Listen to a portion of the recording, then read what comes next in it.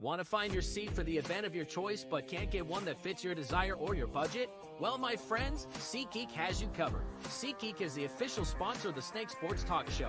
With a list of over hundreds of events to choose from, SeatGeek will assure you that you won't miss your seat with the amazing view of your choice at the most affordable price. Whether it's looking for your best seat in the house of your favorite sports team, finding live concerts to get you closer to your favorite artist, or enjoying your spot at your favorite live shows, comedies, and more, SeatGeek has it all just for you. Go online to SeatGeek.com or download the app on your mobile device through Google Play and the App Store. And as a special offer before checkout, use promo code SNAKESPORTS and save yourself $20 off of your purchase of your first ticket and experience why SeatGeek is the most trusted ticketing app for your next event. Remember, that's SeatGeek.com and download the app on your phone with promo code SNAKESPORTS for $20 off and find your seat with SeatGeek.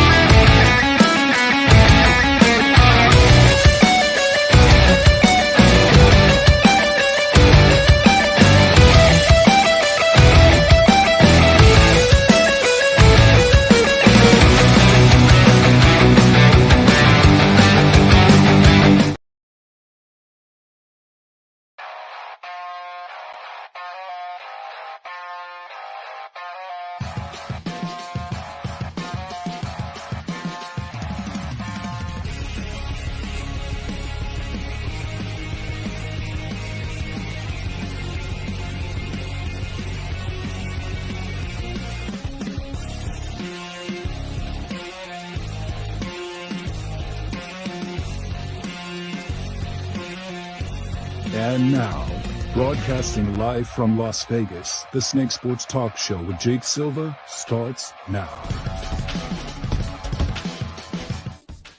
All right, ladies and gentlemen, here we go. We are live on a Tuesday. Hope everybody had a safe and fantastic Memorial Day weekend. And, of course, as we also honor the fallen that have given and sacrificed everything for the freedoms that we live for today.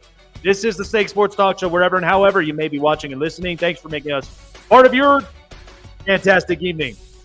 We're live on all platforms known to man, Roku, iHeartRadio, and all social media platforms that you can like, follow, subscribe, and hit the bell button for all latest notifications to keep you up to date on future and past shows. As you can see, after celebrating Memorial Day weekend, we've got sales going on, and for those of you who have a story to tell, I am repping up one of the best gears in the business, which is True Victory. Definitely look them up. Promo code Snake Sports to use it for your purchases of every piece of apparel from True Victory. So appreciate all of you guys for being here tonight. We got Dallas and Minnesota. Should be a great one. And who knows? We might actually see the end of this series, but only time will tell. All right, so I basically want to start off this show with this because over the weekend, we have unfortunately lost a amazing icon in the sports world, and that was the great Bill Walton. Absolute character, and was very loving to the sport, not only just in basketball, but basically was very, very much like a one-of-one type character, no matter where he was in the cameras. Some of the jokes that he always spit, and really just the philosophy that he gave. Bill Walton was a one-of-a-kind, and I mean, arguably, many people remember him in his NBA and college basketball days, his great playing days at UCLA, and then was arguably one of the top 10 best centers in the league. Played against one of the many greats that had played this game. And Bill Walton will forever be etched as one of the most iconic people that we've had in the sports industry. And Bill Walton being a one-of-a-kind, a guy that never shied away from the camera, a guy that never turned down any single offer whatsoever. Many people have recognized him. Many people have had amazing conversations with him and had really kind of picked out what always went through his mind. He was a great family man. He was a great teammate. And he was arguably one of the best iconic people that we will forever remember in our hearts. Bill Walton, we cherish many of the memories that you have given all of us, whether it was on the court, whether it was behind the mic or behind the camera. Arguably one of the best ones I think we've ever seen in the business. We give our condolences to your family and to many friends, to many teammates, people that were very close to Bill. And you will forever be in our hearts, and we will never forget you. Rest in peace, good friend. And we may be dead, but one day we will all be living in paradise, and we will see you again. Thank you so much for everything, the laughs, the jokes, the many just iconic speeches. We appreciate and we love everything that you have built. Thank you, and rest in paradise, good friend, Bill Walton. So, not a passing, but I'm shifting up to this because I know a lot of people are celebrating because the day is the day. Now, many people, myself included, has been a baseball maniac ever since I was in diapers. I've loved baseball. Baseball's been a part of my life. Baseball is what shaped my life to where it is today. It's shaped me to where I work as hard as I do when it comes to finding the right careers, finding the best people to work around in the business, and so on and so forth.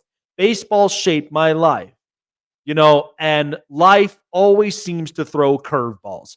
You just have to know exactly how to adjust to life's curveballs, even when it comes to the hangers, because not a lot of people can handle it.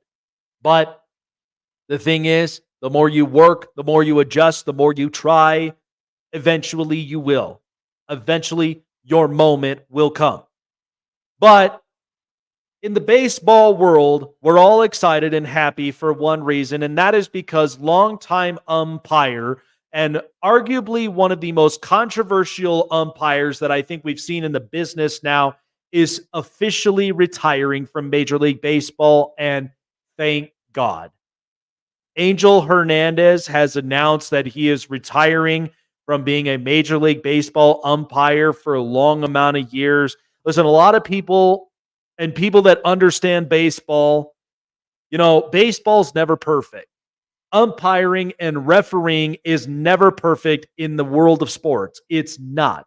Many people make controversial calls all the time, but sometimes it takes the great ones to really get it right. Angel Hernandez, I know a lot of people have been sick and tired of a lot of his controversial calls, especially his strike zones.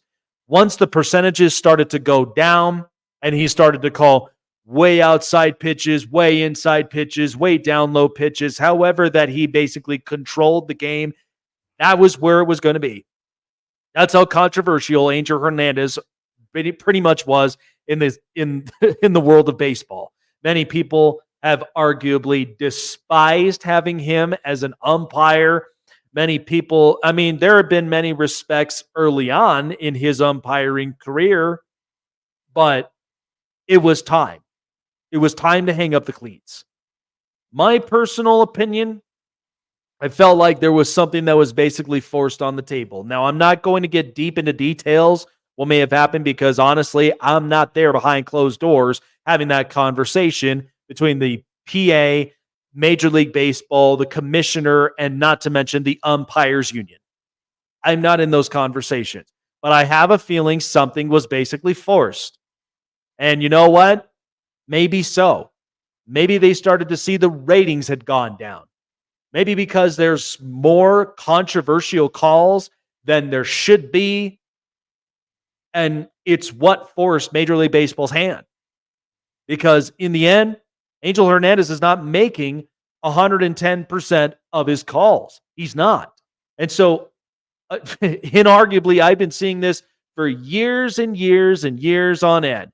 Angel Hernandez, God, what kind of strike zone is that? It's missing away from the plate.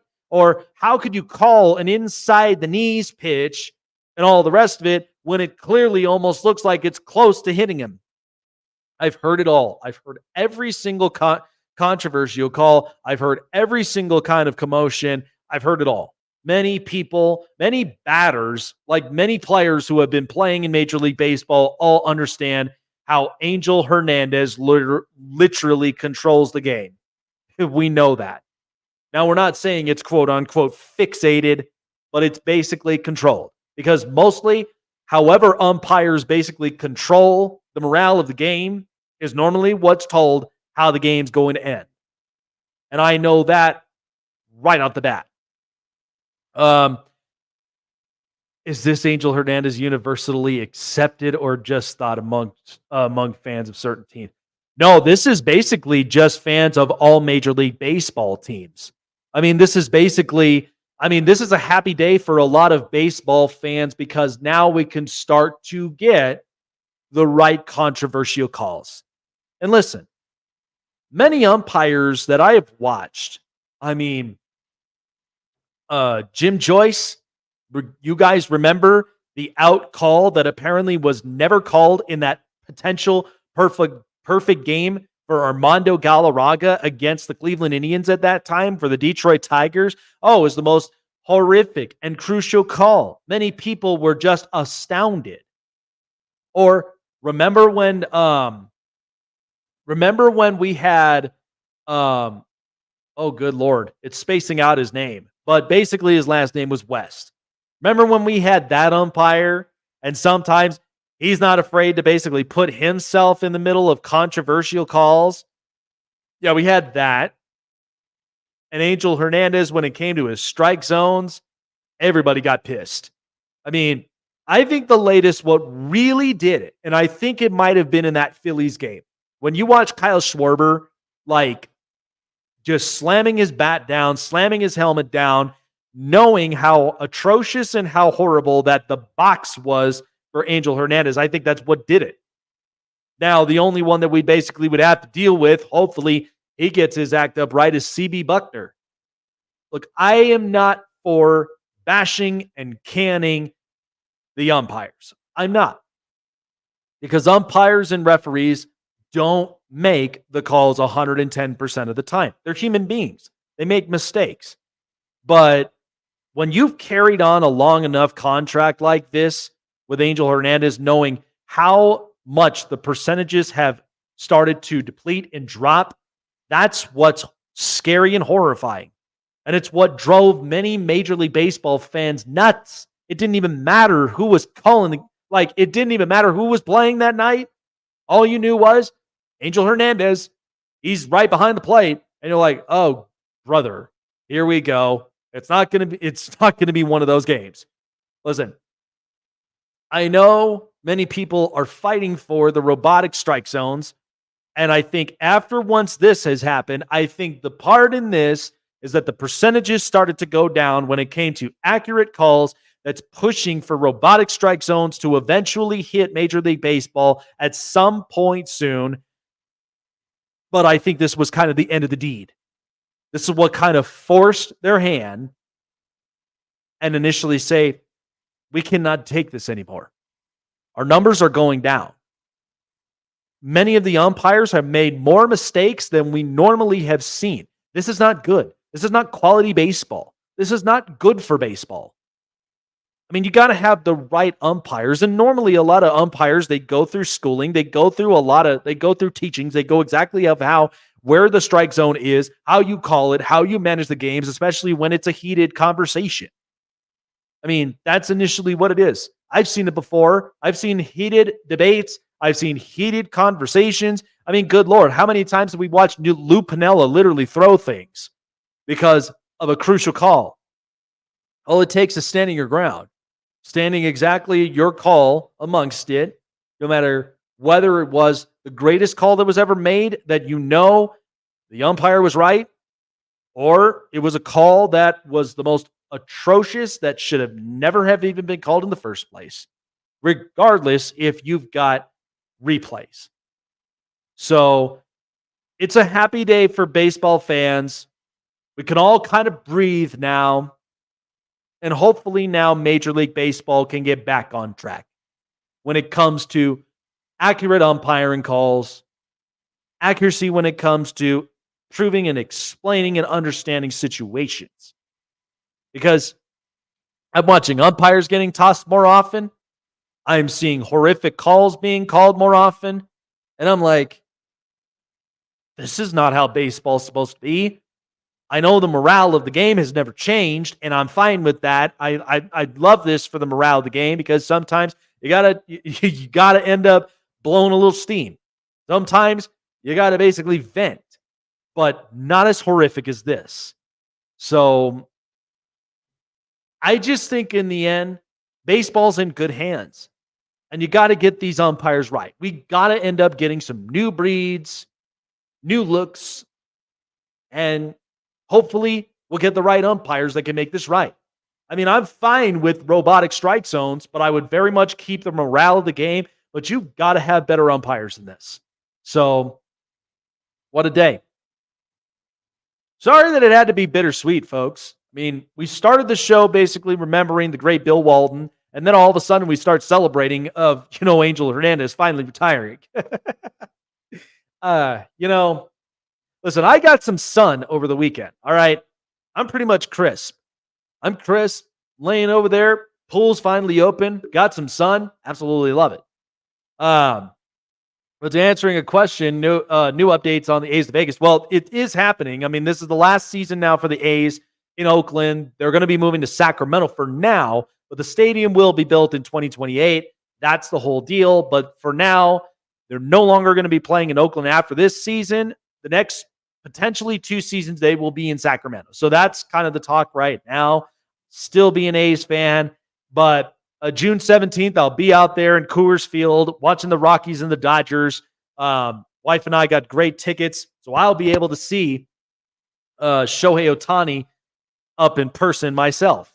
And I'll get a chance to see him. I'll get a chance to see Mookie Betts. I'll get a chance to see Freddie Freeman. I'll see a lot of them. I'll see a lot of really great players. I mean, I just love being at a ballpark. That'll be the second ballpark now in my lifetime. That's Major League Baseball ballpark. Because the last time I'd been to the original Yankee Stadium when I was 6 years old. So I'm curious to see how Coors Field really does it. But all I know is you got great beer prices, you got great food, you got great baseball, great weather. That's all I care about. And it's going to be cute. The idea is, wife and I have decided we're basically going and wearing, many people that have watched The Sandlot, we've got matching jerseys of Squints. So we've got the number 5 on our backs. So I have a road one. She has a home one. And so we'll be having our Squints jerseys. I have, high socks that are basically from The Sandlot. That's got "You're Killing Me" Smalls all written all over it. So we're going to make it a fun time from there. It's fun. But anybody that's out there in the Denver area, Colorado, you guys will know where I'm at. You guys will find me. I'm everywhere. So, but yeah, good stuff. All right. Not a lot of people seem to really trust the system that apparently Jim Harbaugh is putting together for the Chargers. And for Justin Herbert in particular.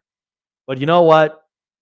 I am here to put a lot of doubters into place and share with you why I think Jim Harbaugh and his philosophy from his years from college to pro level, why the Chargers are bound for successes the next few years. All right, folks. Well, NBA basketball has been absolutely amazing all throughout this time. And especially when we've got Dallas and Minnesota tonight. Dallas up 3-0 in the series. Could this be the end? Boston Celtics, I'll get to them as well a little bit later on the show. They're in the final. Eastern Conference champions once again. Can't wait to see how they'll play up. We got Major League Baseball action. We got Stanley Cup playoff action. Rangers and Panthers. Stars and Oilers. Who are you all taking? Who are you hoping that will get a chance to play for and represent to be in the Stanley Cup final? Well, when you do, don't forget to check out some of the great bet lines that we got at BetUS. BetUS has arguably one of the best betting lines and the best betting markets here for over 30 years. Guaranteed lines, expertises for your next betting strategy. They've also got single parlay leg bets, many bets to choose from. Also casino games to check out, keep you entertained. It's why they've been the best in the market for over 30 years. Definitely take a look at BetUS.com today. BetUS, where the game begins.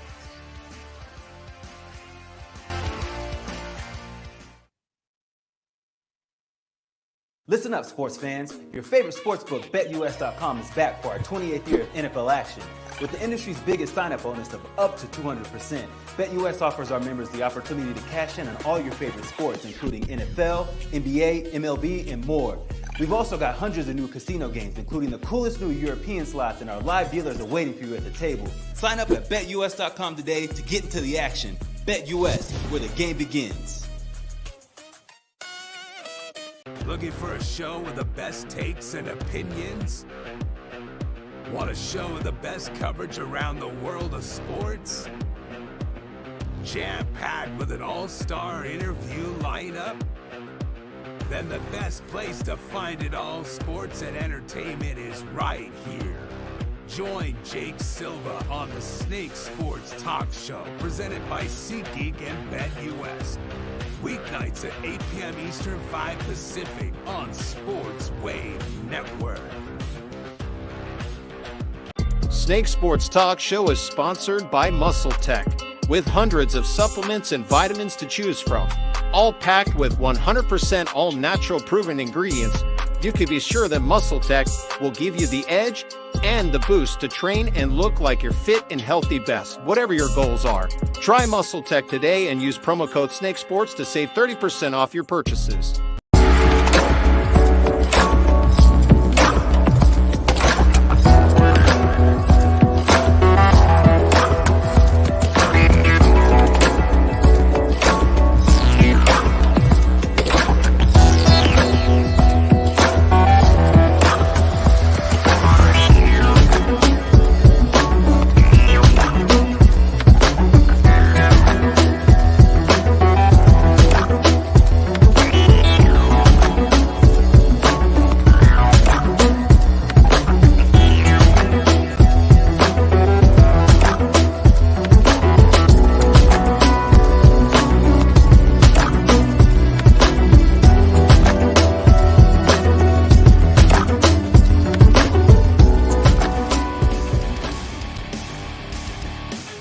So apparently not a lot of people are basically sold on the Chargers, but I certainly am. And it's not because I am a fan of the Chargers, but because of the fact that I just look at the group. And I know what I'm seeing with Jim Harbaugh. All right, so the conversation is, and this has gone back and forth multiple times, Jake, Justin Herbert's never won the big game. He's never been clutch. He's never been able to get the team downfield. Seriously? So we're back on the Justin Herbert hate train again. Okay. I know many of you may not believe in the Chargers or in Justin Herbert or potentially what they are as a whole. So, as I've said before, and I've been watching this team for a long time, and the thing I love about what's happening right now than the years that we have been watching probably since the last time they won their division. Last time they won it was 2009. They have not won their division since then. It had been mixture of Kansas City and Denver. That's it. The Raiders haven't been able to win their division in god-awful amount of years. They haven't. So the Raiders and Chargers have something to prove here. Denver had their time with Peyton Manning at the time, and then eventually are slowly trying to build back up to where they are a relevant team again. But Kansas City clearly is the team with a target on their backs after winning back-to-back Super Bowls. Of course they are. It's a tough division. It's hard, but not as close to being as hard as the AFC North. Okay, the North, I've got pass rushers, I've got corners, I've got linebackers, I've got weapons, I've got quarterbacks, and it'll be interesting to see how the AFC North pans out. But the AFC West is getting more and more competitive. Now, I know last season was a dud because of the fact that Herbert suffered an injury and the Chargers went 5-12. The Denver Broncos, Sean Payton, his first year as a head coach, could not stand Russell Wilson. And I know how a lot of you have reservations on Sean Payton, and that's fine. I get it. And then the Raiders, it just could not work out with Josh McDaniels. That's why you finally made Antonio Pierce the head coach. Rightfully so. They are not a systematic and analytic team. They are not. That organization has never been fueled by that. They're rebels of the NFL. They've got attitude, and you've got a coach who's a player's coach. Rightfully so. They finally fixed their problem. Denver now, second year with Sean Payton. They go grab Bo Nix. People believe he's a reach. Okay. And then they go and get his best weapon. This is not going to end up getting greater and better overnight. They've got 13 straight weeks. If you guys have seen Denver's schedule, their bye week isn't until week 14. So they've got 13 straight weeks of football. Bo Nix is going to be challenged. He is going to be tested. So that leaves now the Chargers and the Chiefs, who both have a bye week at week 5, and they both arguably are the team competing in this division. The Raiders right now, they've got Gardner Minshew and they've got Aiden O'Connell as their quarterback. They may draft a quarterback next year, potentially.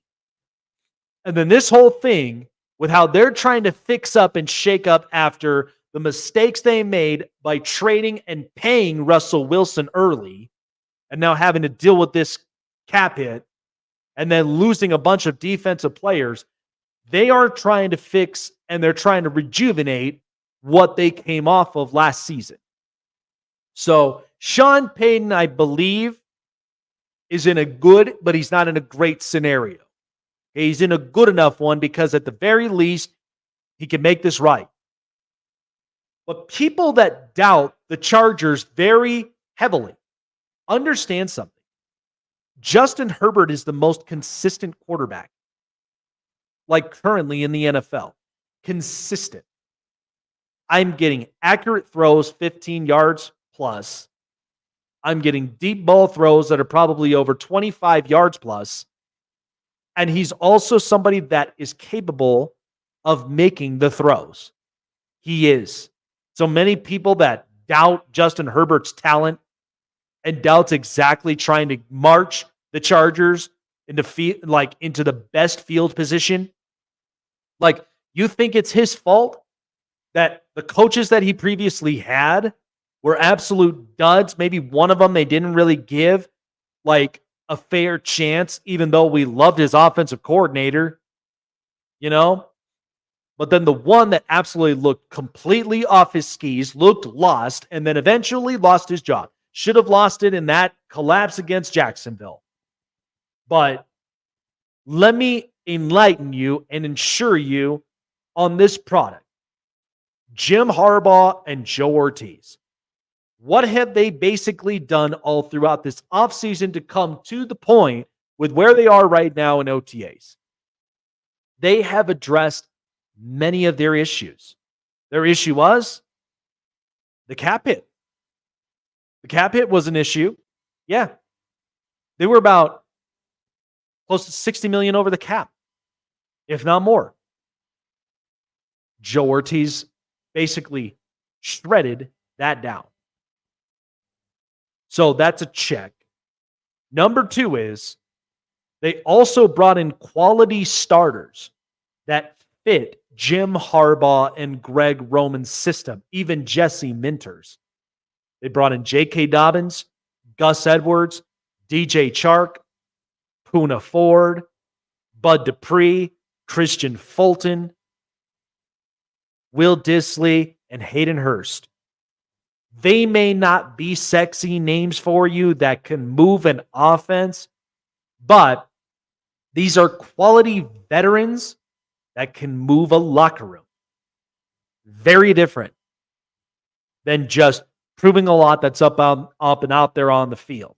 Because trust me, I've got the news already today that Jamar Chase and T. Higgins were not there up in practice. They're holding out until the new contract comes around. So there's that for you. But all these players they brought in from free agency and then in the draft. At number 5, they took one of the best offensive tackles in the country. They ended up getting a quality linebacker, Junior Colson, who's really been showing out in camp. Ladd McConkey, their second-round pick out of Georgia. If you couldn't end up getting Brock Bowers or didn't even select him at the price it was, then you at the very least got somebody similarly to his caliber, and that was Ladd McConkey. So they fixed up a lot of issues. They've also provided and built depth. They got the best strengths and conditioning coaches in the country in Ben Herbert. They've got Jesse Minter, their defensive coordinator, who was known in Michigan of basically being a run stuffer and a guy that is willing to get in your face and pressurize you. That's what it is. Now, again, there may be some plays that may slip away, but Jesse Minter's defense is meant to be shut down. And that's what Jim Harbaugh loved about Jesse Minter. They loved the fact he can make a shutdown defense, whether it was on the line, linebackers, or the secondaries that got cooked last season. And you know that they got cooked. But Jim Harbaugh also is very aware of the product he has at quarterback, Justin Herbert. Many people that basically said, oh, they're going to take the pass away from him. Oh, they're just going to be run heavy. They're never going to pass the ball. Really? Because the last time I checked in OTAs and in camp, Justin Herbert's slinging the ball left and right, down the middle. He's throwing the ball everywhere. And last I checked, him and Ladd McConkey have been the fastest to grow that connection and that communication between receiver and quarterback. So you might see big strides there. Quinn Johnston is finally starting to look like he may be potentially a breakout wide receiver in year 2 because of a horrific rookie season. Maybe part of that was a mixture of atrocious coaching, just could not execute a lot of the plays right. It's a huge mixture of a lot of things. But Jim Harbaugh is meant to be the stabilizer and the disruptor. He's trying to be the stabilizer that makes the program come together. And I'll give you another thing. The closest quarterback that Jim Harbaugh has had to Justin Herbert's caliber, maybe you might remember, it was at Stanford. There was a quarterback who was arguably one of the greatest prospects in college football, and his name was Andrew Luck. That may be the closest to Justin Herbert's caliber that Jim Harbaugh has ever coached with. And even he did not close the gate on Andrew Luck to throw in the ball. He knew what kind of quarterback he was. Pocket presence was unbelievable, and it was very strong. He was also somebody that had a strong, accurate arm and knew if we could run the ball and wear out opposing defenses, nobody is going to basically get a hold of our quarterback. Not even Andrew Luck, and certainly, potentially, not even Justin Herbert. Justin Herbert had a torn labrum, had a broken rib, had a broken finger, and yet he's still standing. So Jim Harbaugh is trying to ensure to many, not even just Charger fans, but maybe even to many football fans out there, I am not going to lead Justin Herbert in the wrong direction. I'm not going to set him up for failure. And I think that's kind of the reason that Harbaugh, and by the way, at camp, from what I was told, they're not playing with any music. They're not practicing with any music at all. And the reason of it is because his philosophy is he wants his guys focused, he wants his guys to execute plays, and he wants his guys to be game ready at any point because he knows who he's facing against. You don't think that at that AFC Championship game when he was cheering on his brother at Baltimore when they were playing the Chiefs that got into the road to the Super Bowl, you don't think he took a long look at that Chiefs team and basically said, I need to disrupt this? Even at Stanford, he looked at Pete Carroll at USC. I got to disrupt this. Or even in San Francisco, when Pete Carroll was in Seattle, I got to disrupt this. Or how about in Michigan with Ohio State? I got to disrupt this. He's a stabilizer and a disruptor. That's who Jim Harbaugh is. And Harbaugh is one of one. He's very unique. So to have that and have Andy Reid and have Antonio Pierce and Sean Payton, wow, what a great cast of coaching in the West. My point is, don't have an assumption very quickly with what you don't know what the product may be. Because many people have tried to tell me that. Oh yeah, he's going to run this team to the ground. It's not going to work. It's not going to. We don't know that yet.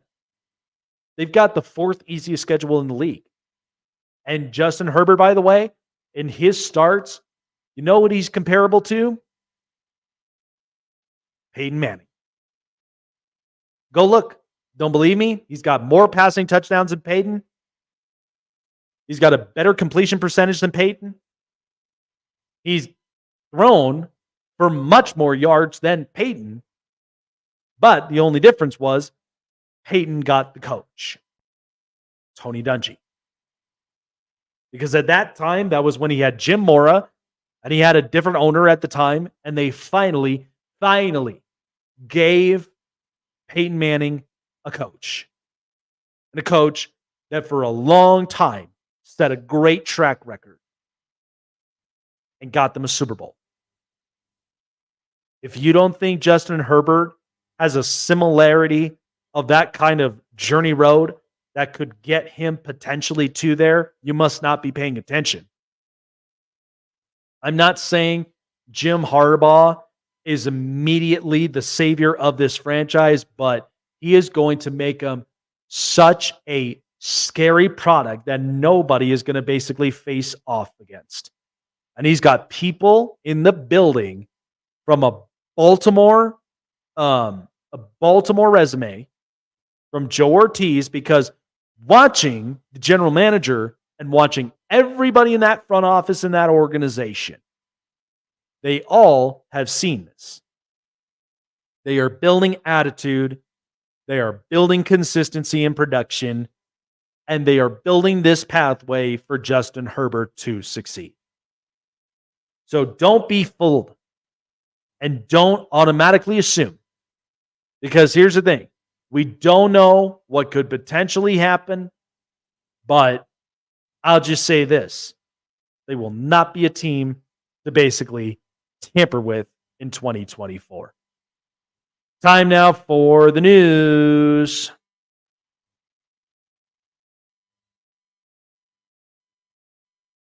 This is the Hot Press. All right, so we got some stuff happening here in the Hot Press as of lately. So, latest in the NFL. So the Houston Texans, once again, have been making some contract negotiations. They've already made it with Tank Dell. They've already have, paid off Stephon Diggs. So this time, the Houston Texans have now agreed to an extension for wide receiver Nico Collins, a 3-year, $72.75 million contract extension. Nico Collins, at 25 years old, is coming off of his career best season where he had 80 receptions for 1,297 yards and had 8 touchdowns in 15 games. He was selected 3rd overall in the 2021 NFL Draft and was scheduled to become an unrestricted free agent after this season. So, in 3 seasons, the former Michigan standout has had 150 catches, 2,224 yards, and 11 touchdowns. So basically what this is saying for the Houston Texans is they feel like they have got their guys except for Stephon Diggs because they basically paid his contract and is giving him an option to basically, listen, we like you, we want you on our squad, but you've got to basically show us you want to be here. So Tank Dell, he had already gotten a contract extension, rightfully so, and thank God for his recovery. He's back up in camp. He's looked great. He's bound for a breakout season. And then Nico Collins looked very much, in a similar fashion where he was outstanding.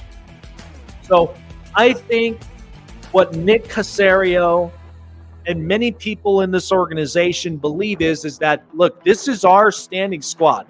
This is our offense. This is what we are right now paying for before C.J. Stroud's big-time payday. Because, again, they're not paying them anything. So they got plenty of time to work with. They got plenty of options. They got plenty to work with for right now. So they feel like we're going to put all the pieces in place at this moment, which is why the Texans will be such a fun watch come 2024 because they got a really good offense. Their offensive line looks a lot better. Defensively, they added so many different pieces. They've only lost, a couple on defense, but this is not bad. This is actually pretty damn good. But they have set a lot of their offensive pieces because Dalton Schultz got a contract. Tank Dell got a contract. Now Nico Collins has a contract.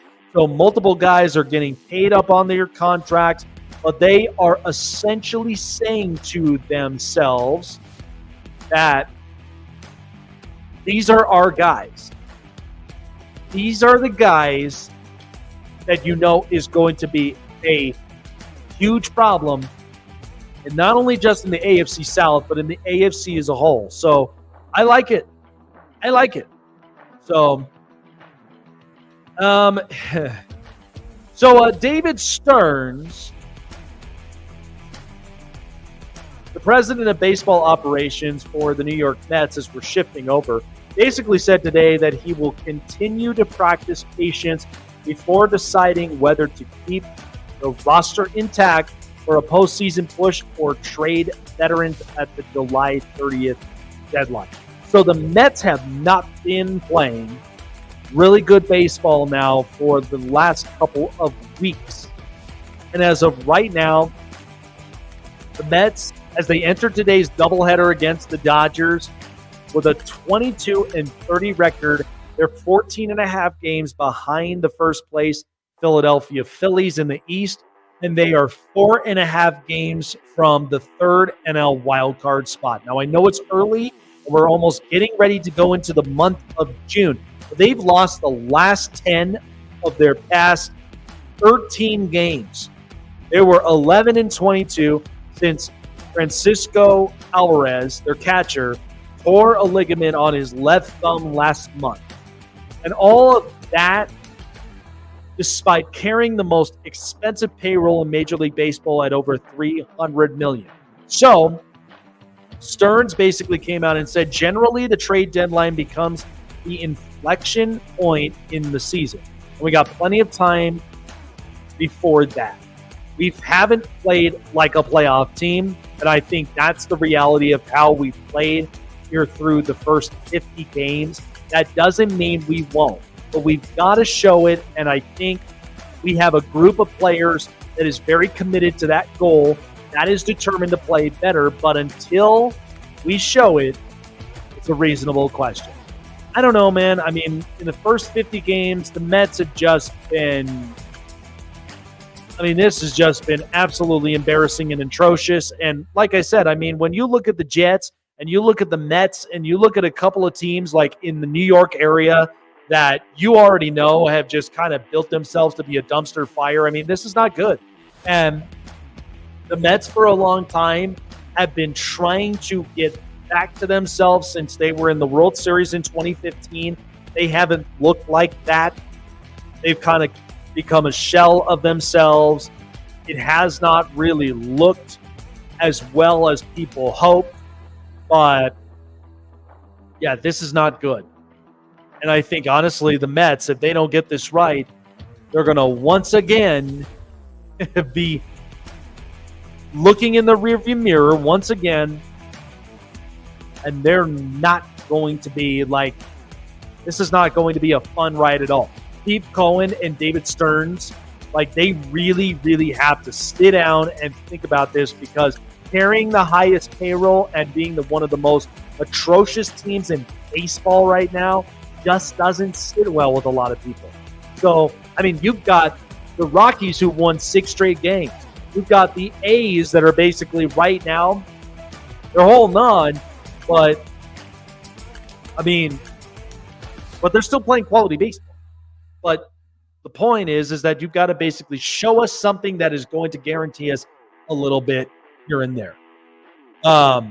Scoring updates right now. Rangers lead the Florida Panthers 1-0 right now in the first period. And, of course, game is tied between Minnesota and Dallas. Can Minnesota survive? It's 10-10 tie right now in the first quarter. We will find that out soon. That was your Hot Press. This is the Hot Press. All right, so I wanted to talk about, the Boston Celtics, they won last night, and they're moving on to the NBA Finals again. They win the Eastern Conference again. Another showout again for the Boston Celtics. Now, I know a lot of people have basically had question marks behind them and how this honestly is going to really play out. But we know right now the Boston Celtics, and watching that game, because game 3, Jason Tatum went off. Like, Tatum, I think, played his best game. But when I look at the box score from here and I look at Boston, Tatum had 26 points. He was 11 of 26 on the field, 3 for 11 and 3 points, and only had a free throw, 1 of 1. 13 rebounds, 8 assists, 1 steal. I mean, the hope is that Jason Tatum, this is what he's waited for. Jaylen Brown, he was the MVP in the series, 11 of 22, 4 of 8 from the 3 of 6 on free throws, he had 6 rebounds, 2 assists, 3 steals, 1 block, and had 29 points that night. So if Tatum and Brown are literally scoring about 20 points, the team's in good hands. But I will also argue in a bunch of spurts that the Pacers and Rick Carlisle screwed this team multiple times in different spurts, in different quadrants. Because every time when we watched the Pacers, they were leading up the Celtics. And I started to grow a lot of concerns for the Celtics, respectfully. Because there were games where the Pacers were leading and then coughed up those leads. I mean, if you actually look at it, Indiana had 27 in the first quarter, 30 in the second, 26 in the third, and then finished up with 19. So they had a padded lead. It was all back and forth all through that. But then they let off the gas, which was basically as we predicted that the Pacers were not going to end up adjusting to with that force of the Celtics.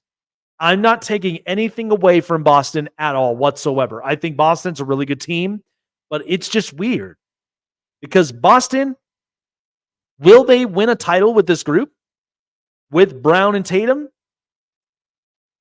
We've been seeing this multiple times. And they've been a team that we know that the Eastern Conference is weak. There's not a lot of physicality. There's not a whole lot of box outs and not a lot of pressures, especially when you're up and in the perimeter and you're trying to basically score. There's not a whole lot of that in the East. The Pacers were fixated on a few things. Fast transition, hyper-scoring offense, but yet no quality D, no quality defense. And every time when they had the padded lead and they had to score, they got tired, they got gassed, and that's where Boston, they conserved a lot of their energy, they played well, and that's where they controlled it. And Derek White with the clutch three-point shot to put this game away. I mean, the Celtics do have real good players. I'm not taking that away. But a part of me, because I'm watching Al Horford and I'm watching a couple of key spots, key areas, there's a part of me that draws a little bit of concern. Because remember when Boston was in this position going into the final and they faced off against Golden State? Now, Golden State, granted, they were an offensive team. But the only problem was Robert Williams just started getting hurt and he wasn't 110% like himself. And in the end, Golden State's experience that has lasted for a very long time started to kick in. And then that's when Boston just played their worst. So again, I'm hoping that Boston, if they do win a title, I hope nothing but successes. But when you're playing either a Minnesota or a Dallas, any of those teams in the Western Conference, I'm sorry, but Boston does not quite strike me as that alpha team. They have not struck me with that yet. But I love Jaylen Brown. I love Jason Tatum. I like a bunch of their players. But who knows exactly if the coaching's right? Because remember, they had coaching changes that were up into the middle of it. I felt for them.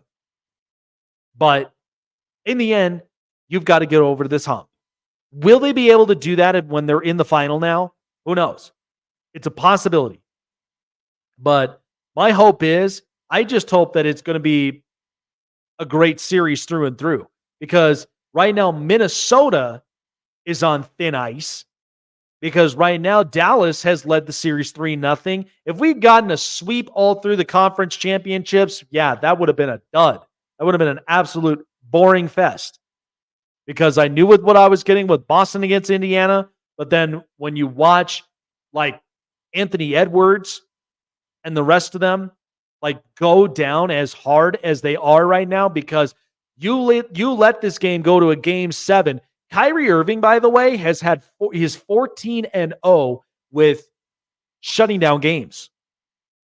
He is in clutch game-winning shots. And that's what it is. So, again, take a pick. Either one of them, Minnesota or Dallas, this is not going to be the same team that'll face up against them. I can promise you that. So looking at hockey right now, the series is 2-1 between the Rangers and the Panthers. But the other night, during the playoffs,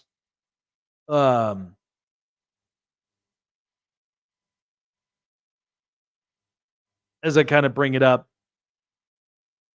the Oilers right now are kind of on a standstill. I did not trust the Oilers, like, at all. Even though their offense has gotten them to a close enough stature. But goaltending-wise, boy, oh boy, has it been tough to watch. Because right now, I can guarantee you, looking at goaltenders as of right now, this has not been looking good.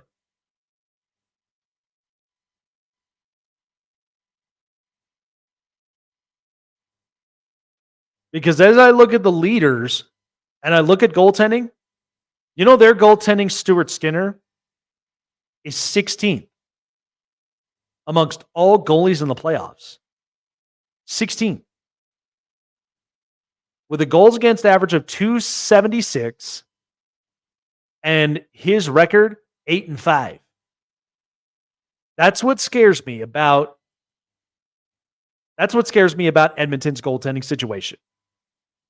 Because that goaltending, that's not as clutch. Whereas you've got Jake Ottinger, who has been playing out of his mind, is 10-6, but he has a goals against average of 209. And that many. And his save percentage is .923. Stuart Skinner's is .885. What does that tell you? He has had more time giving up goals and shots than he has of blocking them. Listen, I like Edmonton. I really, really do, especially Connor McDavid. But that hyper-aggressive scoring is only going to get you so much and so far. And right now, Dallas has basically been controlling their destiny. Pete DeBoer is 8-0. If you get this thing to a Game 7, Pete DeBoer is 8-0 in Game 7s. And Pete DeBoer, I know, has been itching to get back into the final since San Jose and since Carolina. He has been itching to get this team back into the final. And so my thought on this is Dallas, I knew what kind of team they were. They were an aggressive, shutdown defensive team because you look around the Western Conference and there's plenty of offenses. There's also some defensive specialists, but then there are also some very good goaltenders out there. And I mean, they played a hell of a series against Vegas in the first round. Then they go up against Colorado and made really good work against the Avalanche. The Avalanche got cooked after they couldn't even score up. They wasted that much energy, hyper-aggressive scoring on the Winnipeg Jets than they were of basically approaching a hyper-aggressive defense like Dallas. And at that point, they got cooked. They got burnt out. So Dallas is right now playing, and they're on a mission. Wyatt Johnston has showed up. Jason Robertson is playing well. And you've got a mixture of really good veterans like Jamie Benn and Tyler Seguin. But Jake Ottinger, and this happens for a lot of goaltenders, unlike Anton Khudobin, Jake Ottinger plays with urgency. And he plays in situational goaltending. Unlike Stuart Skinner and unlike their other goaltender that they've put in. They've had to pull Stuart Skinner out because of that. And again, that series against Vancouver, I knew Vancouver was only going to get as far, but my prediction still stands. I think it's Rangers and Stars. Because I do think that the defense that they're playing with a veteran experienced coach and also their goaltender right now is playing on a really good streak. I think Dallas basically has the pieces to get in there. Who knows if they've got the pieces to get above them? I don't know. But my hope is that Edmonton, whether win or loss, they figure something out. Because they've been changing goaltenders now multiple times. I've said it before. I think they've wasted a couple of those years when they had Mike Smith because they felt like, oh, he's the guy. He's the veteran. He's the guy that's going to get them up over the hump. Nope, not necessarily. They got made quick work. And then you had Jack Campbell at one point. That didn't work. So now you got Stuart Skinner. And as I've said, Stuart Skinner, I like the kid, but he's not there yet to being elite. Maybe there's more time he needs to basically have up on the ice, but these are normally growing pains. We all go through this. The older we get, the growing pains continue to grow. But ultimately, if he meshes and he basically works through those growing pains, he'll be a different goaltender. But as of right now, I'm not seeing this right now. It's almost like Toronto and Edmonton almost have a similarity with each other, but I think the difference of it is that Toronto has figured out their goaltending with Joseph Woll. Maybe they go and get a quality backup at some point in the free agent market now that they've got Craig Berube as their head coach. But the difference is that Toronto still has to figure out their offensive group. As I've said before, I think you got to trade away Mitch Marner. But Edmonton, it feels like their offensive group with Zach Hyman, Connor McDavid, Leon Draisaitl, and who knows what happens with Ryan Nugent-Hopkins, but it feels a lot like this group has started to kind of come together, but in the end, I'm still getting some liabilities. I'm getting liabilities on defense. I'm getting liabilities at goaltending. And I don't know if this is honestly going to be the team that's going to make it or break it for me to even get to the Stanley Cup final. If they make it to the Stanley Cup final, I mean, I'm still on the train that I think that the Rangers will get there. Because again, they're not facing an easy team either with Florida. Because Florida's dying to get back in there. But all in all, they got a very good group. But I think if you really want me to be honest about the Edmonton Oilers, they are not there yet. And every time, everybody's asking the question, what's going to happen with Connor McDavid? What's going to happen with Connor McDavid? What's going to happen if Edmonton doesn't figure this out? Then Connor's not going to be happy about this. And we have seen the frustration on his face more than once.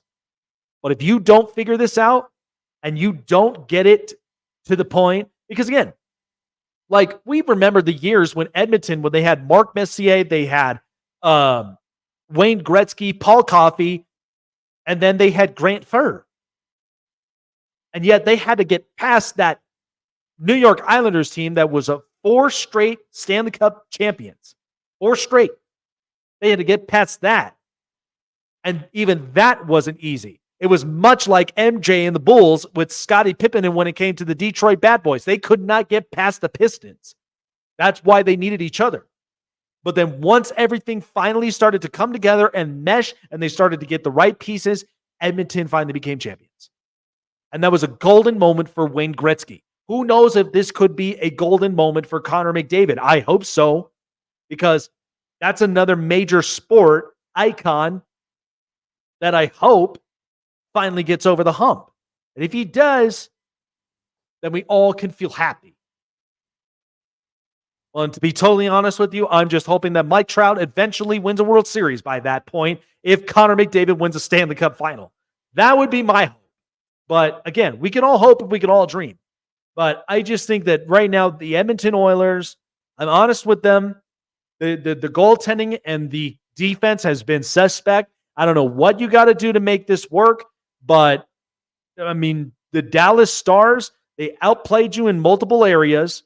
And again, you could sneak away a game, but when you give Dallas control like they have, bad news. Bad news. So it'll be interesting to say the least.